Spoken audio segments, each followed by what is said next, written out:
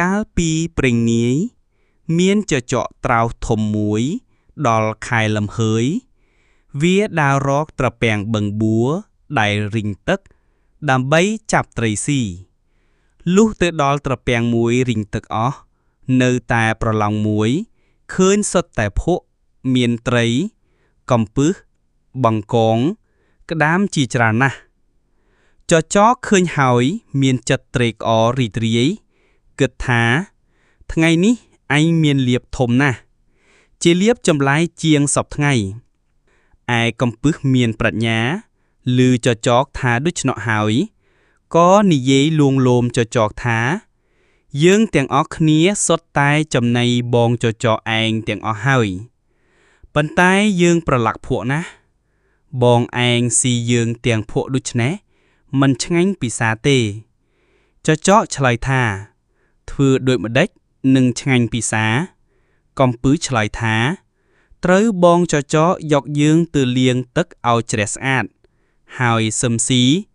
នោះទើបឆ្ងាញ់ពិសាចចកថាដូចម្ដេចនឹងយកទៅលាងបានបើច្រើនដល់ម្លេះកំពឹសថាបងចចកកុំព្រួយចិត្តខ្ញុំធានាគិតឲ្យបងបានស្រួលប៉ុន្តែត្រូវបងឯងតាមខ្ញុំទេ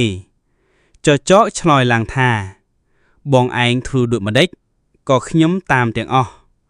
កំពឹសថាធ្វើដូច្នេះចូលបងឯងចូលមកដេកននាវក្នុងភក់នេះហើយយើងរាល់គ្នានឹងបានតោងខំរោមបងឯងនាំយើងទៅរកស្ទឹងបឹងបួរឯណាដែលមានទឹកថ្លាច្រើន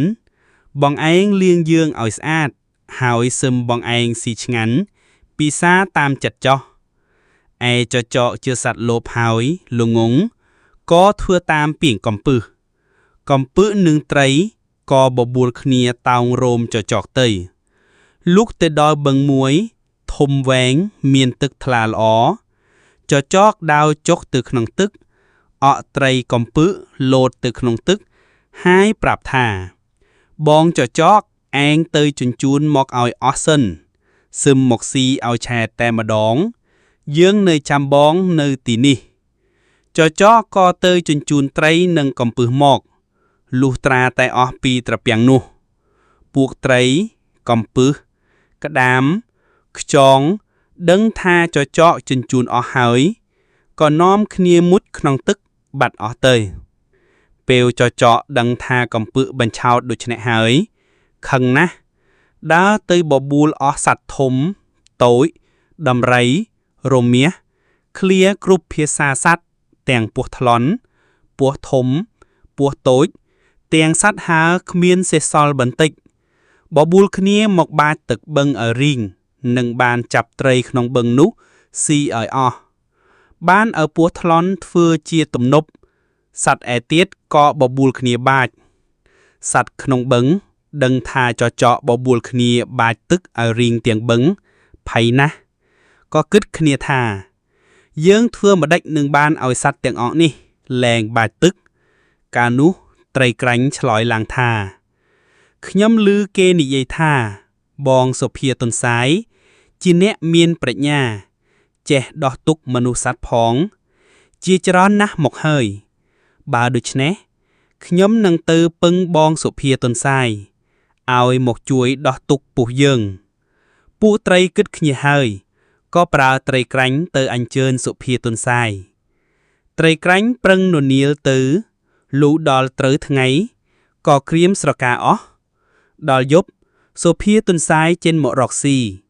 បានឃើញត្រីក្រាញ់ននាលដូច្នោះក៏សួរថាបងត្រីក្រាញ់ទៅណាត្រីក្រាញ់ឃើញសុភាទន្សាយហើយមានចិត្តត្រេកអរណាស់និយានអង្វរថាបងសុភាទន្សាយអាណិតខ្ញុំត្បិតត្រីទាំងអស់ក្នុងបឹង